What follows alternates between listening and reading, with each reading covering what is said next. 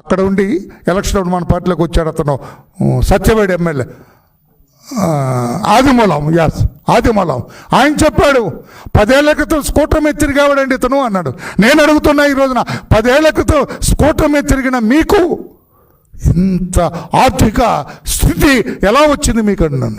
అందుకే ఆటవిక సామ్రాజ్యాన్ని నిర్మించుకున్నారు కనుక అటవీ భూముల్ని అటవీ సంపదని మీరు కొల్లగొట్టారు కనుక మీకు ఇంతటి ఆర్థిక స్తోమత వచ్చింది, అంతటి ఆర్థిక స్థితి మీకు వచ్చిందని చెప్పి నేను అంటున్నాను. సమాధానం చెప్పగలరా పెద్దిరెడ్డి రామచంద్రారెడ్డి గారు?